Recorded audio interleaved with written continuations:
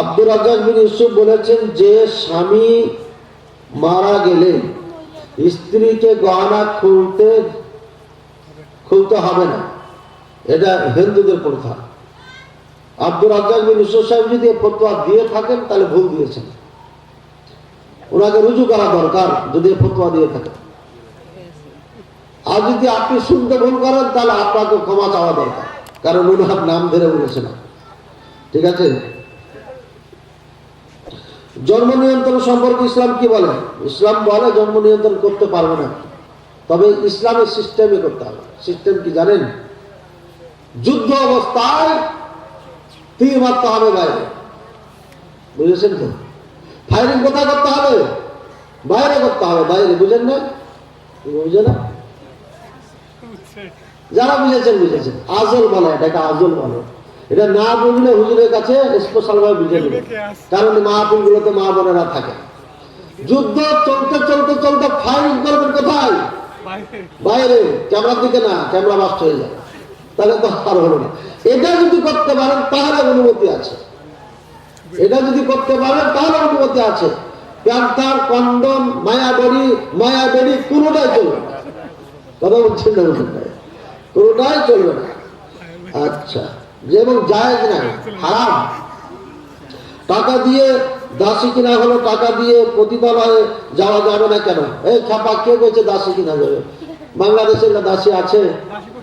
নাই তো। এখানে কোথা আছে? কিন্তু যুদ্ধ করা, তুমি মায়ের সাথে যুদ্ধ করো, যতগুলো মেয়ে পাওয়া যাবে এগুলো সৈনিকদের মাঝে বন্টন হয়ে যাবে। কথার কথা, আমি কমান্ডার পেয়ে গেলাম 50টা। কথা বলছো? তো আমি খুব যে 10টা রাখতে পারবো। এখানে একটা বাড়ি, ওখানে একটা বাড়ি, এখানে 4টা রুম, ওখানে মনে হয় 5-6টা রুম, ওখানে হবে খুব যে 10টা রাখা যাবে, আর বেশি স্পেস নাই আমার কাছে। তাহলে আরো 40টা কি করবো? তখন এটা বিক্রি করতে পারবো, এটা পণ্য হিসাবে। এটা কেন?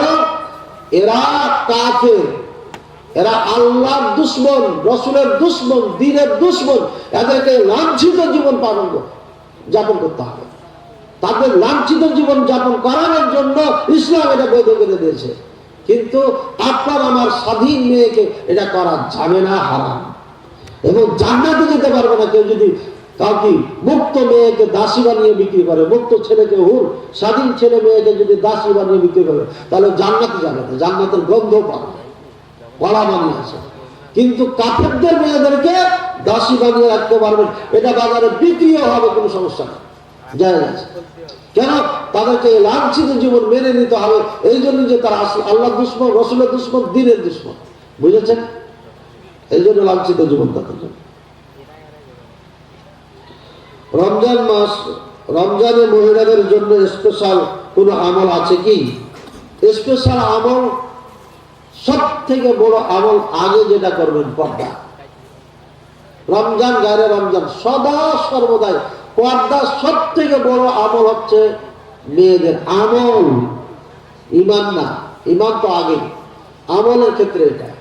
এরপরে 5 ওয়াক্ত সালাত টাইম টু টাইম পড়া, স্বামীর সেবা করা, নিজের ইজ্জতের হেফাজত করা, স্বামীর মাল সম্পদ হেফাজত করা। আচ্ছা না? হাদিসে 4টা কাজ করবে। কি কি? 1, ইজা সাল্লাত খামসা, 5 ওয়াক্ত সালাত পড়বে। ও সামা রমাদান, রমজান মাসে রোজা রাখবে। তারপরে স্বামীর আনুগত্য করবে। তারপর লজ্জা স্তর হেফাজত করবে, তাহলে সে সফল। সুতরাং মেয়েদের জন্য ঘর সামলানো এটা সব থেকে বড় কাজ। দেশ সামলানোর দায়িত্ব ওদের না। দেশ সামলাতে গেলে এভাবে কামড়ে খাইবে। বুঝে গেছে? কে যেতে গেছে তোকে লাফাইতে? তুই শাড়ি নিয়ে, উন্না নিয়ে দৌড়াবি কেমনি? তোকে তো বানাইছে আল্লাহ দুর্বল করে, তুই এত লাফাইস কেন? মেয়ে মানুষের। সুতরাং ওদের জন্য ঘরই হচ্ছে আসল। হুজুর হানাফিরা বলে ফরজ সালাতে পায়ে পায়ে মিলিয়ে দাঁড়ানোর নাকি ওই জায়গায় ফেরেশতা নামাজ পড়তে পারে না? আশা করি উত্তর দিবেন। কার হাতে কয় কি পাগলে কয় নাকি ছাগলে খায় নাকি? এটা পাগলের কথা, এটা কোনো আলেমের কথা না। এটা পাগলের কথা, এটা ভুয়া কথা, দলিলবিহীন কথা। আল্লাহ তাআলা মানুষ এবং জিনকে সৃষ্টি করেছেন।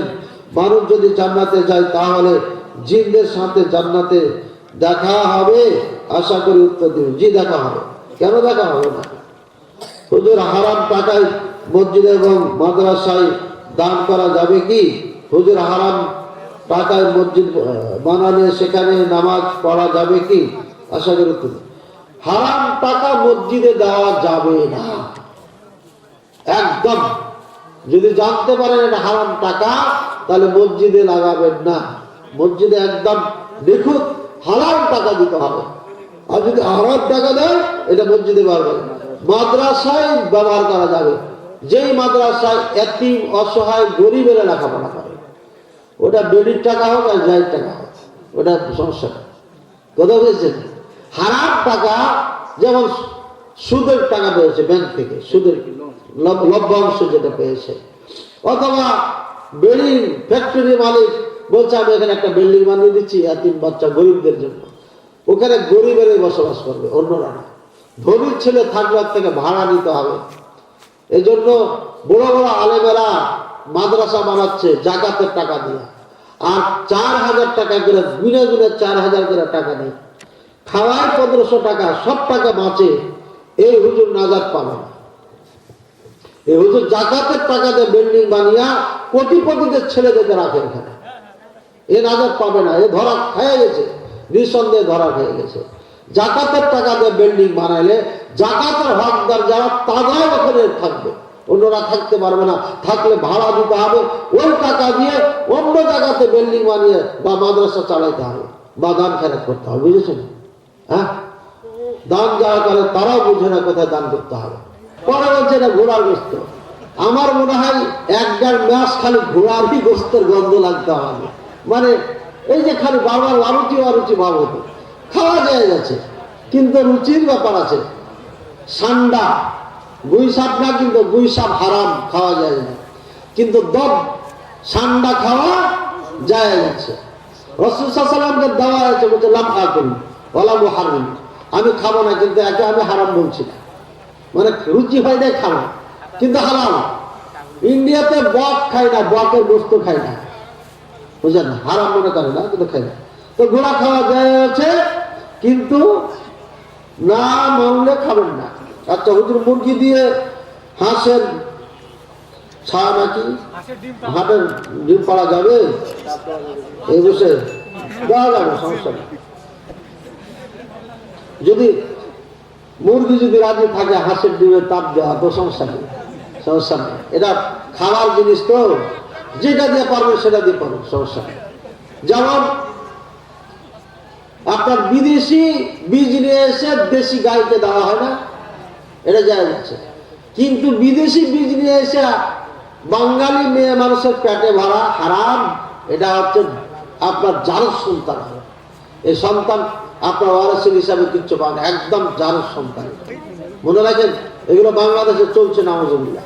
ছেলে মেয়ে হয় না, 14-15 বছর পরে বিদেশে যায় বাচ্চা হয়ে গেছে, মানে বিদেশে ইম্পোর্ট হয়ে গেছে, ঢুকাইছে, বাচ্চা হয়েছে। এটা কিনা পাওয়া যায়, বলে নাউজুবিল্লাহ নাউজুবিল্লাহ। এটা জারজ সন্তান। এমন এক ফ্যামিলির সাথে আমার সাক্ষাৎ হয়েছিল। রমজান মাসে স্ত্রীর সহবাস করার নিয়ম কি? সারা রাত হালাল, সারাদিন হারাম, চলবে না, সারা রাত হারাম। এখন কেমনে কি নিয়ম এটা বলতে হবে, এটা প্রশ্ন করে আমার কম্পিউটারে দেখে এসে রমজান মাসে পিল খেয়ে মাসিক বন্ধ করে রোজা রাখা যাবে কি না? যাবে, সমস্যা নেই। যদি ডাক্তার বলে যে না সমস্যা না, আপনি শারীরিকভাবে সুস্থ, কোনো সমস্যা মনে করেন না, তাহলে খেয়ে বন্ধ করে রোজার ফজিলত অর্জন করার জায়েজ, কোনো সমস্যা নেই। তারাবি না পড়লে রোজা কবুল হবে কি? ইনশাআল্লাহ হবে, তবে বিরাট বড় ফজিলত থেকে বঞ্চিত হয়ে যাবেন। না হলে একা পড়বেন ঘরে, একাই পড়া বেশি ভালো। যদি ভালো করে পড়তে পারেন, কোরআন লম্বা লম্বা তেলাওয়াত করে পড়তে পারেন।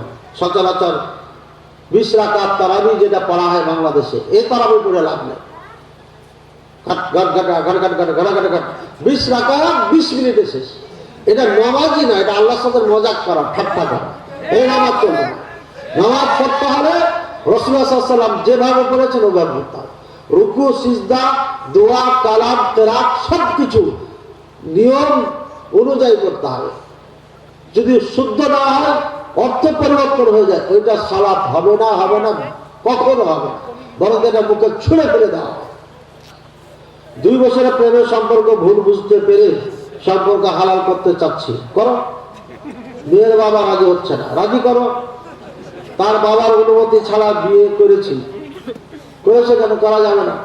এখন কি বিয়ে কবুল হয়েছে না হয়নি, বাবাকে দিয়ে বিয়া পড়াতা, বাবা বিয়া আমার মেয়ের বিবাহ দিলাম, আর তুমি বলো আমি কবুল করলাম।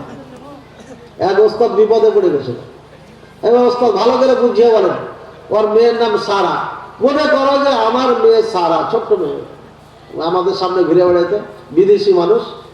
তো সারা, মনে করো যে সারার বিয়ে আমি দিলাম, আর আমি টপ করে বললাম কবুল করলাম। তখন ওস্তাদের মাথা খারাপ।